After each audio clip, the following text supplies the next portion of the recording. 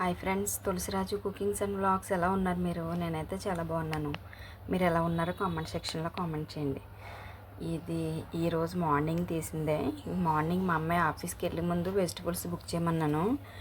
ఇంకైతే వెజిటబుల్స్ అయితే బుక్ చేసింది. ఈరోజు అయితే మార్నింగ్ నేను లంచ్ బాక్స్లోకి కర్రీ ఏం చేయలేదు. మా అబ్బాయి అయితే లెగిసి చికెన్ కర్రీ చేసుకున్నాడు. ఇంక వెజిటబుల్స్ ఏమీ లేవని చెప్పి నైట్ చెప్పాను, తను చేయలేదు అన్నమాట. హెడ్ఏక్ వస్తుందని పడుకునిపోయింది. మార్నింగ్ చేసింది. ఇంకా తనైతే మామూలు రైస్ పెరుగన్నం పట్టుకెళ్ళిపోయింది అనమాట. ఇంకా మా అబ్బాయి అయితే చికెన్ కర్రీ చేశాడు. చికెన్ తెచ్చుకొని చికెన్ కర్రీ చేసి ఇంకా కొద్దిగా బాక్స్ అయితే పట్టుకెళ్ళాడు వాడు. మా అమ్మ అయితే పెరుగన్నం రైస్ తీసుకెళ్ళింది. ఏదైనా కొనుక్కుంటాను, లేదంటే మా ఫ్రెండ్స్ దగ్గర ఏమైనా షేర్ చేసుకుంటానని. ఇంకా వెజిటబుల్స్ తెచ్చాక ఇవన్నీ అయితే ఉప్పుడు చేస్తున్నాను అనమాట. క్యారెట్ తెప్పించాను, బీన్స్, అటుకులు లేవు.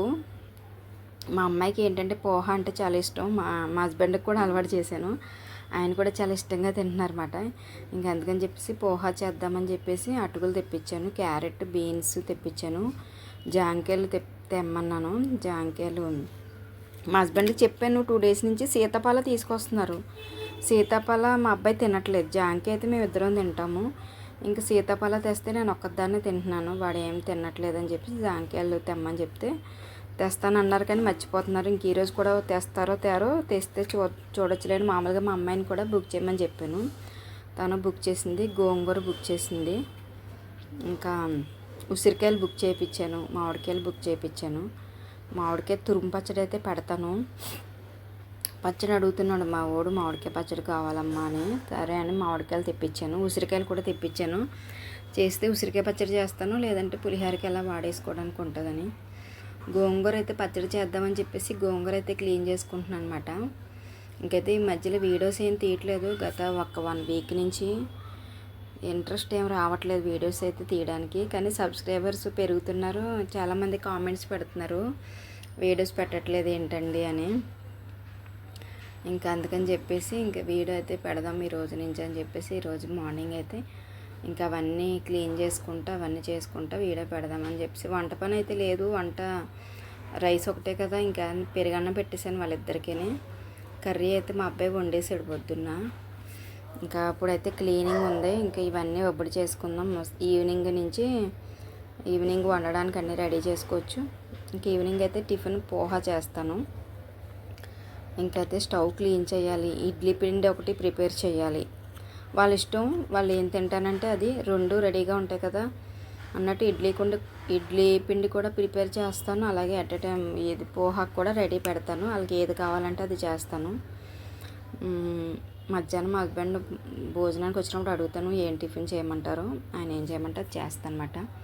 ఇంకా గోంగూర అయితే ఇంకా ఫ్రెష్గా ఉంది. మొత్తం అదంతా క్లీన్ చేసుకున్నాను. ఇంకా టేబుల్ కూడా శుభ్రంగా క్లీన్ చేసేసి ఇంకా గోంగూర అయితే కడగాలి. స్టవ్ అయితే సగం క్లీన్ చేశాను మా అమ్మాయి బుక్ చేసినప్పటికీ. ఇంక వచ్చినాయి కదా ముందు ఇవి ఒబ్బడి చేసేద్దామని అవి ఒబ్బడి చేశాను.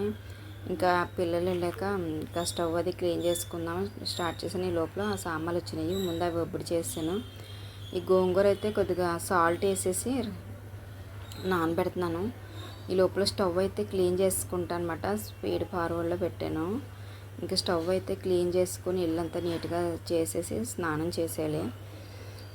ఇంకా ఇడ్లీ పిండి అయితే ప్రిపేర్ చేద్దాం అనుకుంటున్నాను. డిష్ వాషర్లో గిన్నెలు అయితే పెట్టేశాను అన్నీ. అంటే షూటింగ్ స్టార్ట్ చేయక ముందే పెట్టేశాను, షూట్ చేయలేదు. మళ్ళీ షూట్ చేద్దామని మళ్ళీ వెజిటబుల్స్ వచ్చిన కానీ షూట్ చేసామంట. ఇంకా మిగిలిన గిన్నెలు అయితే హ్యాండ్ వాష్ చేసేస్తున్నాను.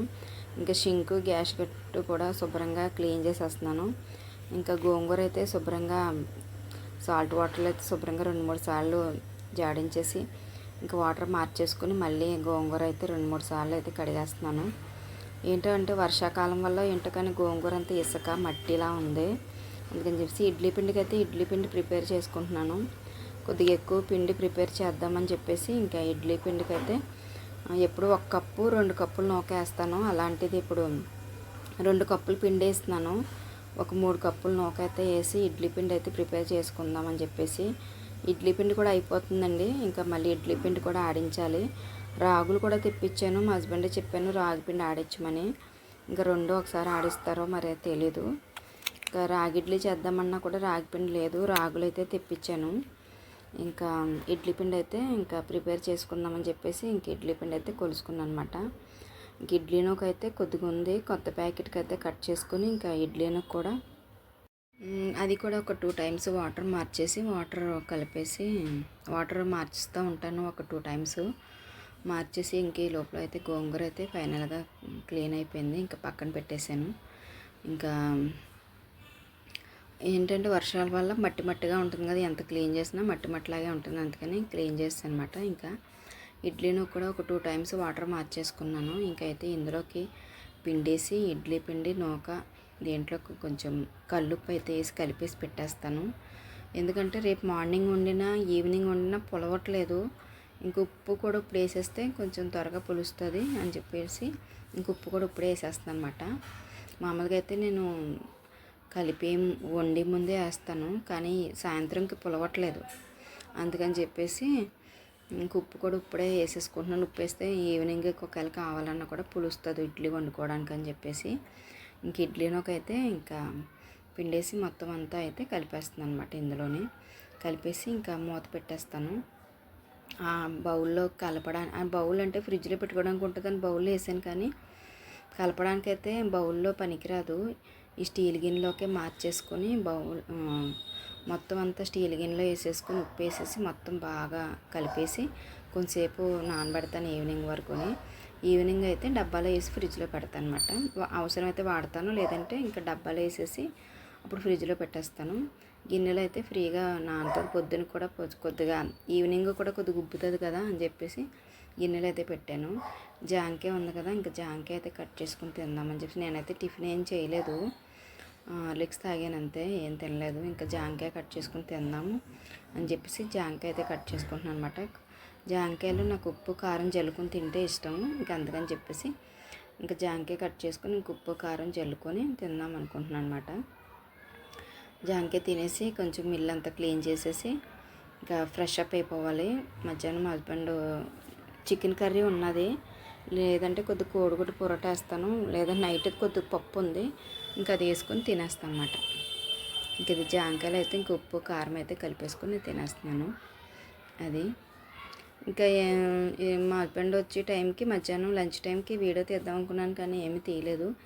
ఇంకా ఈవినింగ్ ఇది కూడా ఇందులోనే ఇంక్లూడ్ చేసేస్తున్నాను. ఇంకా ఈవినింగ్ అయితే మా హస్బెండ్ మధ్యాహ్నం లంచ్కి వచ్చినప్పుడే చెప్పారన్నమాట పోహ చేయరా అని చెప్పేసి. ఇంకా అటుకులు అయితే తీసుకున్నాను.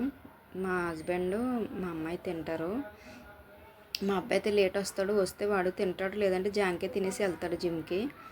ఇంకా వాళ్ళిద్దరికి మా ముగ్గురికి సరిపోతుంది. ఇంకా అయితే అటుకులు అయితే తీసుకున్నాను. దాంతో తీసేసి ఇంకా కొద్దిగా వాటర్ వేసేసి కడిగేసి పెట్టాను. ఎక్కువసేపు అవసరం లేదు, వాటర్లో కడిగేసి పెట్టుకున్నాను. ఇంక దాంట్లోకి అయితే ఇంకా బంగాళదుంప, ఒక టమాటా, ఒక 3 పచ్చిమిర్చి, కరివేపాకు చాలా పెద్ద ఆకులా ఉన్నది, ఆ కరివేపాకు కూడా చిన్న చిన్న ముక్కల కింద కట్ చేసేసి రెడీగా పెట్టుకున్నాను అనమాట. ఇంకా వెజిటబుల్స్ అన్నీ కట్ చేసేసి రెడీగా పెట్టుకొని కడాయి పెట్టేసి పోహ చాలా సింపుల్గా అయిపోతుంది, చాలా టేస్టీగా ఉంటుంది, హెల్తీ. ఇంకా అందుకని చెప్పేసి ఉప్మా కన్నా ఈ పోహ హెల్తీ, అందుకని చెప్పి నేను మ్యాక్సిమం ఎక్కువ పోహాయే చేస్తాను. అందుకని చెప్పేసి ఇంక మధ్యలో మానేశాను, నేను తీసుకురావట్లేదు. మొన్న చెప్పింది మాట మా అమ్మ పోహ ఈ మధ్య చేయట్లేదమ్మా అంటే 1-2 సార్లు మా హస్బెండ్కి పెట్టాను, ఆయనకి నచ్చింది అన్నమాట. ఇంక ఇప్పుడైతే అన్నీ కట్ చేసి పెట్టుకున్నాను. కడాయి అయితే పెట్టాను. ఇంకా కడాయి పెట్టేసి కొద్దిగా ఆయిల్ అయితే వేసాను. కొద్దిగా ఆయిల్ వేసి దీంట్లో కొద్దిగా ఫస్ట్ అయితే కొద్దిగా ఆవాలు, కొద్దిగా జీలకర్ర అయితే ఫస్ట్ వేస్తాను తాలింపుకి. ఆవాలు జీలకర్ర వేసి కొంచెం ఆవాలు జీలకర్ర కొంచెం బాగా చిటపటమన్నాక ఆ తర్వాత అయితే ఈ పచ్చిమిర్చి, టమాటా, పొటాటో, కరివేపాకు అయితే వేసేసుకుంటాను అనమాట. పోహ అయితే నానిపోయింది, కడిగేసి పెట్టాను పక్కన నానుతుంది. ఇంక ఈ ఆయిల్ అయితే ఏగుతుంది. ఇంకా ఆవాలు, కరివేపాకు అయితే బాగా ఏగిపోయినాయి. ఇంక ఇప్పుడైతే ఇందులో ఈ వెజిటబుల్స్ అవన్నీ వేసేసుకుంటాను. ఫస్ట్ అయితే పచ్చిమిర్చి, కరివేపాకు అయితే వేస్తాను, తర్వాత మొత్తం వెజిటబుల్స్ అయితే వేసేస్తాను. వేసేస్తే ఇవి కొంచెం బాగా వేగాలి. ఇప్పుడు ఇందులోకి అయితే కొద్దిగా పసుపు, కొద్దిగా సాల్ట్ అయితే వేస్తున్నాను. ఇవి కొంచెం బాగా వేగాక ఆ తర్వాత అయితే